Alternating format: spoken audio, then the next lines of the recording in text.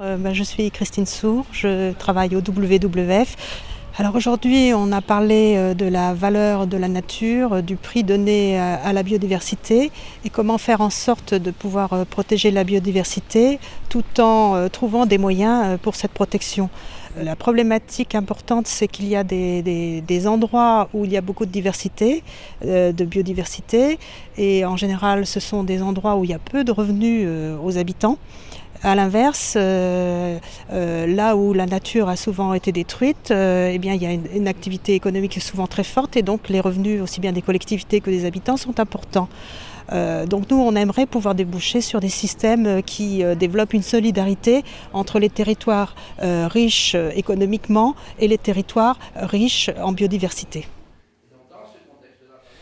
Alors, Jean-Paul Pourquier, président du Conseil général de la Lozère. Alors, les problématiques étudiées aujourd'hui sont comment financer le maintien de la biodiversité pour ces espaces qui ont été aujourd'hui détruits ou dénaturés.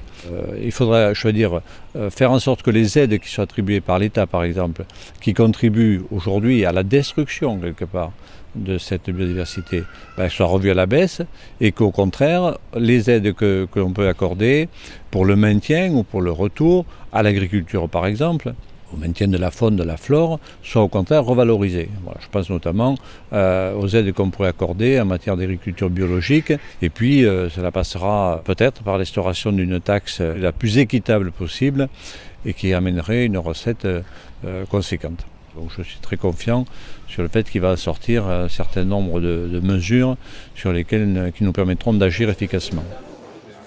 Oui, donc Christian Ferté, directeur des actions territoriales de l'Office national de la faune sauvage, de la chasse et de la faune sauvage. Vous voyez, avec le Grenelle de l'environnement, j'ai déjà presque oublié le mot chasse. Nous pensons qu'aujourd'hui, l'environnement est encore présenté trop comme une contrainte au monde agricole et qu'il s'agit de lui présenter ce dossier plutôt de façon positive. Et notre proposition consiste notamment à établir un bonus pour l'agriculteur qui, quand il est contrôlé, pour le moment n'a que des pénalités.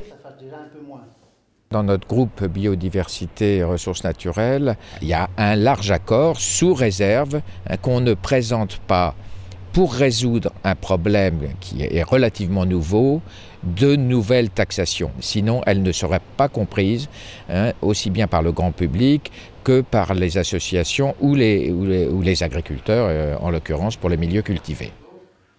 Donc je m'appelle Jean-Pierre Arnaud-Duc, je suis à la Fédération nationale des chasseurs. Notre groupement, les chasseurs, on est très attentif à la fiscalité dans le sens où on pense que dans la nouvelle donne qu'il faut instaurer, c'est libérer un peu les initiatives individuelles sur le terrain, parce que pour pratiquer le monde de la chasse sur le terrain continuellement, on se rend compte qu'il y a des tas de gens sur le terrain qui veulent faire des choses, mais qui malheureusement ne sont pas incités, pas encouragés, pas accompagnés. Et donc libérer cette initiative individuelle, ça passe aussi par la fiscalité individuelle.